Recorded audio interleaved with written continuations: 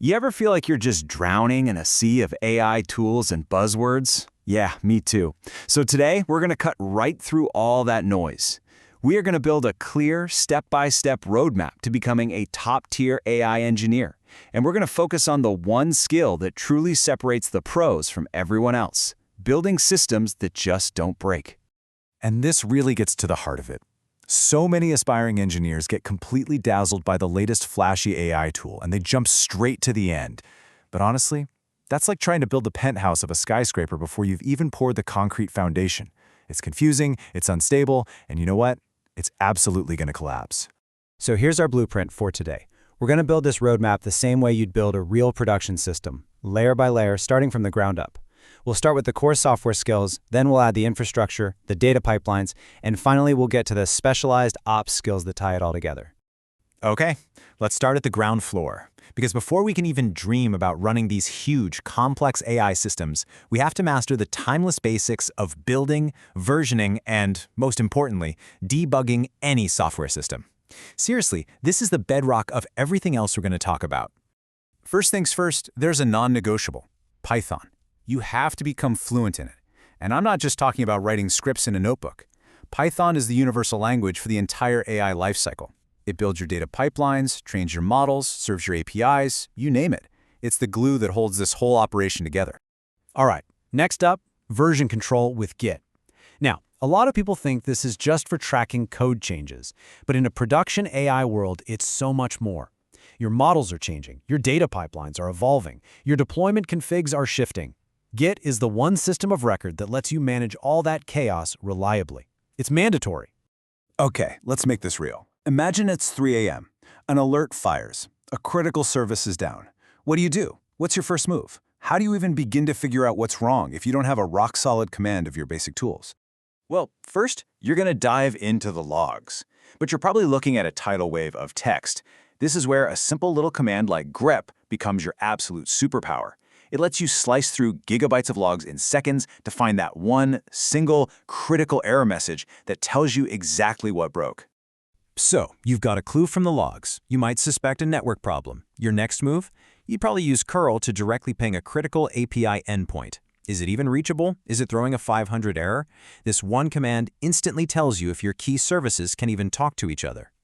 And if it's not the logs or the network, maybe a process has just gone completely rogue. That's when you'd use top. It'll show you immediately if one process is hogging all the CPU or memory and starving the server. See? These basic Linux commands, they're not just tools. They're your first line of defense when everything's on fire.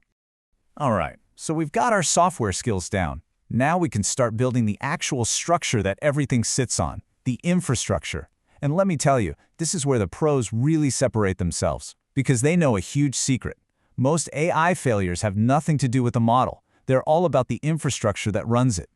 And this right here is a classic, painful example of a production failure. Just look at this timeline. The model itself, it's probably working just fine. The real problem is a tiny little DNS lookup that fails.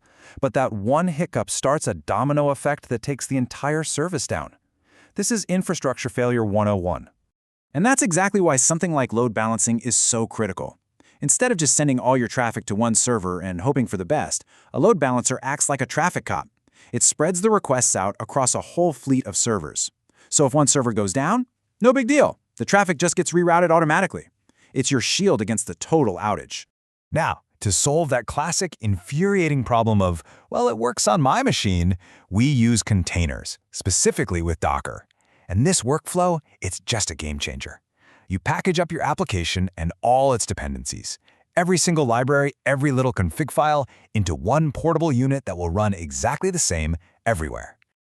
Okay, so managing one or two containers is easy enough. But what happens when you have hundreds or thousands? Trying to do that by hand is just impossible. And that's where an orchestrator like Kubernetes comes in. It's basically the brain of your entire operation, automatically handling how everything gets deployed, how it scales, and how it recovers from failure. It's the absolute backbone of any serious AI infrastructure. So now that we have this incredibly solid software and infrastructure foundation, we can finally turn our attention inward. We can focus on the plumbing, the data pipelines that feed our models, and the life cycle of the AI engine itself. Let me be crystal clear about something. You cannot and will not escape SQL. It is the language for shaping the data that fuels every single AI model. Building efficient feature pipelines means you have to master complex queries, from simple joins all the way to advanced window functions that let you do some really powerful analysis. And this table perfectly illustrates why the format of your data matters so much in a production environment. Yeah, we all start with CSVs in our notebooks, but in production, you have to move to something more efficient, like Barquette. Why? Because it's smaller, it's faster to query, and it enforces a schema. At scale, this saves you a ton of time and money. We've now reached the top floors of our skyscraper. This is where we take everything we've built and we industrialize it. We turn all those manual, error-prone processes for training and deployment into automated, repeatable, and completely traceable pipelines. Welcome to the world of ops. You hear these three ops terms thrown around a lot, but they're really just specializations of the same core idea. MLOps is all about automating the lifecycle for traditional machine learning models. AIOps is cool. It flips the script and uses AI to monitor and automate the IT systems themselves. And then LLMOps handles the unique, new challenges that come with large language models. But here's the thing. None of these ops disciplines mean a thing if you're flying blind. Monitoring is everything. You simply cannot fix what you cannot see. That's why a stack like Prometheus for collecting data and Grafana for visualizing it is just non-negotiable. This is the nervous system of your entire platform. And finally, we tie it all together. Because this whole journey, it isn't really about collecting a long list of shiny new tools. It's about fundamentally rewiring how you think. It's about developing a production-first mindset that focuses on whole systems, not just little components. So here it is, the complete, recommended learning sequence. If you follow this path step by step, you will build your knowledge on a foundation of solid rock. Each step perfectly prepares you for the next one, so that by the time you're tackling advanced stuff like LLMOps, all the underlying systems just feel like second nature. Which brings us to our final, and maybe most important point. What's the real difference between a good engineer and a truly great one? What is that one thing that defines a senior engineer that you can trust with your most critical production systems? It's this right here. It's not about knowing more tools. It's about deeply, almost intuitively, understanding the 1,000 ways a system can fail. The best engineers are obsessed with what can go wrong: the network, the disk space, the dependencies. And because of that, they build everything with reliability in mind from the very first line of code. And that mindset changes absolutely everything.